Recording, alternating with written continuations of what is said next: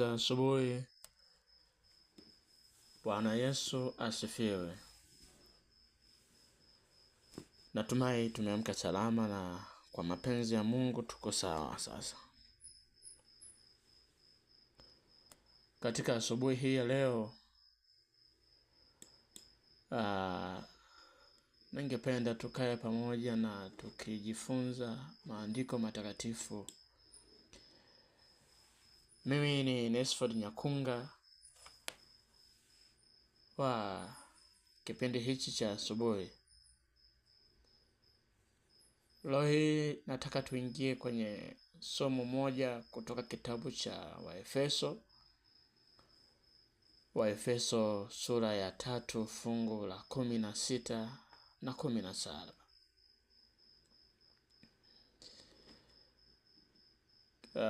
Biblia kupitia mtume Paulo ina maandishi yenye kutia moyo pale.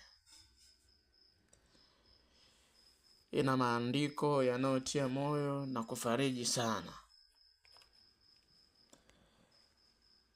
Na katika nyakati hizi Paulo anapokuwa akiandika Biblia hiyo, akiandika kitabu hicho, waraka wa Waefeso sura ya 3.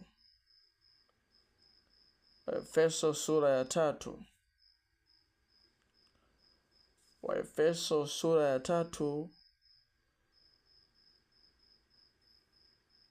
na fungu la 16 na fungu lile la 17.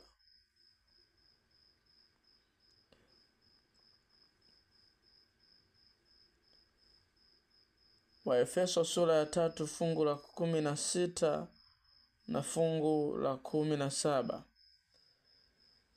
Biblia inasema, awajalieni kwa kadri ya utajiri wa utukufu wake kufanywa imara kwa nguvu kwa kazi ya Roho wake katika utu wa ndani. Kristo akaaye moyoni mwenu kwa imani, mkiwa na shina na misingi katika upendo. Kristo akae mioyoni mwenu kwa imani, mkiwa na shina na msingi katika upendo.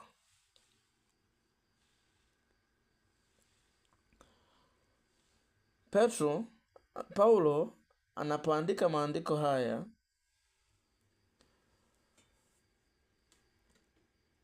anaomba maombi mawili tu. Ikumbuke kwamba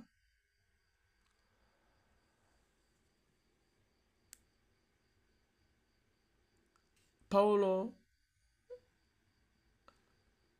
aliandika barua hii akiwa gerezani.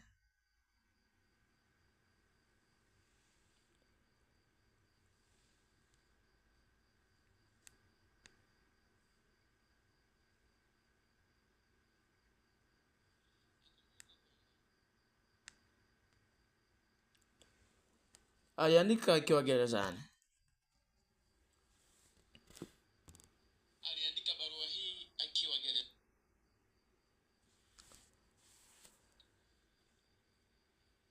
Lakini moyo wake ulikuwa na amani kuliko mfalme. Maana yake, Paulo hakuomba Mungu amuondolee. Hakumwomba Mungu amuondoe kwenye gereza.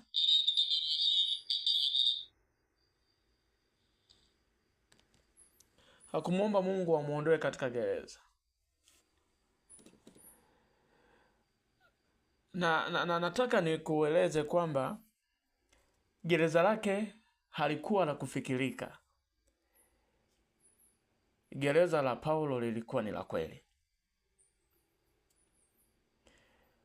Ndani ya gereza kulikuwa na baridi. Kulikuwa na minyororo aliyofungwa. Alipoomba alisema, Baba, usiondoe gereza, lakini nitie nguvu mtu wa ndani. Tia nguvu mtu aliye ndani ya gereza. Hoja za msingi ambazo zinaandikwa hapa ni kwamba utu wa nje ni mwili. Una sifa ya kuchoka, una sifa ya kuzeeka, una sifa ya kuogopa bili. Utu wa ndani ni roho, ndio unaopaswa kutiwa nguvu. Utu wa ndani ni nafsi, ndio unaofaa kutiwa nguvu. Watu wengi tunalisha utu wa nje, tunalisha chakula, vinywaji, nalewesha, lakini tunaupa story, Netflix tunaangalia, lakini utu wa ndani una njaa. Huwa tunasahau kuulisha utu wa ndani. Na ndio maana haulali. Ndio maana hulali.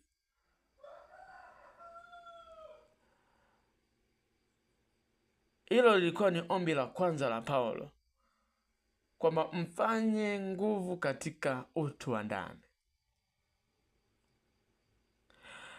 Hapa ndipo siri inapokuja katika ombi la pili. Paulo anasema Kristo akae mioyoni mwenu.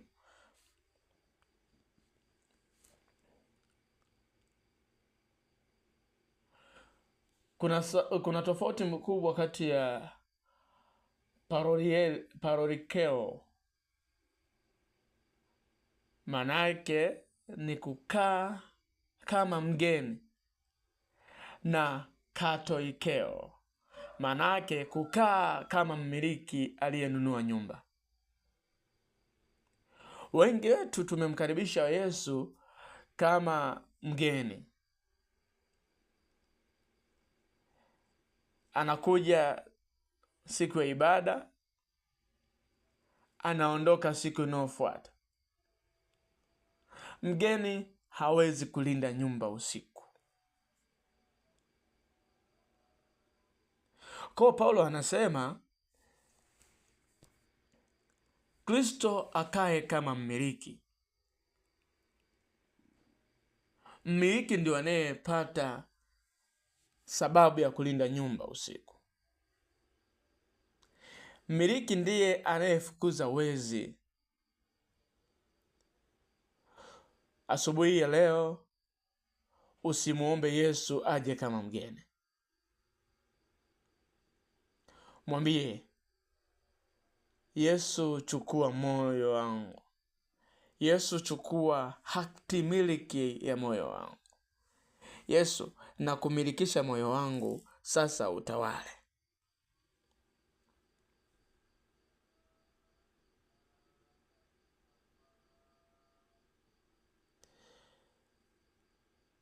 Ukifanya hivyo, ndipo atakapopata mamlaka ya ndani kabisa kutoka kwako ya kukumiliki. Ndipo atakapoweza kukulinda, kwa sababu anayo sababu. Umemmilikisha.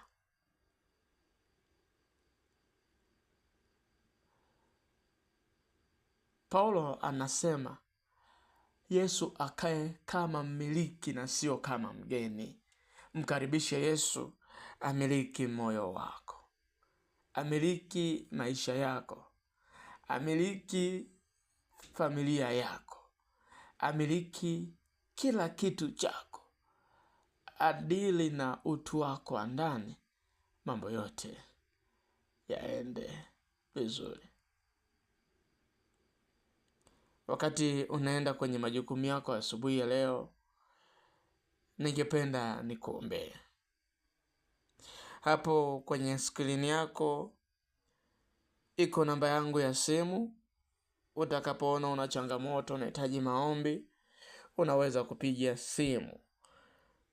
Unaweza kupiga simu ili upate kuombewa.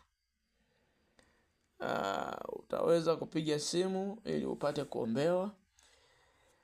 Kama unahitaji maombi, unahitaji kuombewa kwa jambo lolote, unaweza kupiga simu, ukatuma message yako. Tuko hapa kwa ajili ya hilo. Ila kwa sasa, wakati tunaenda kuomba, utafumba macho yako na mimi nitakuombea asubuhi ya leo.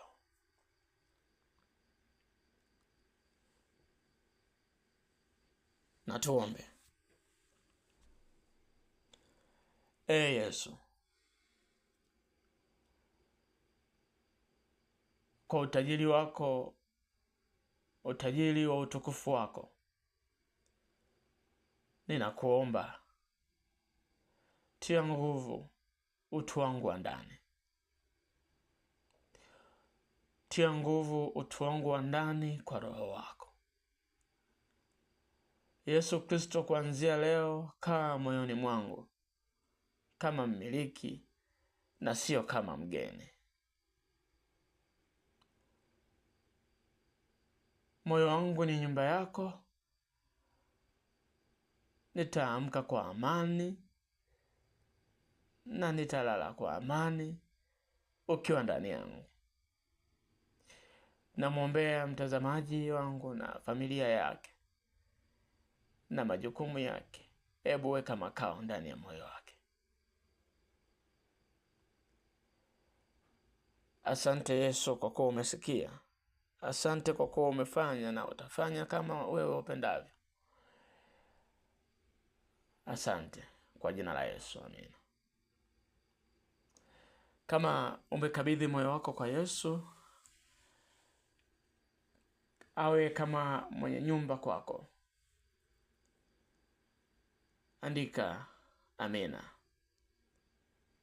Mungu akubariki sana na akutie nguvu katika majukumu yako. Kwa jina la Yesu, amina.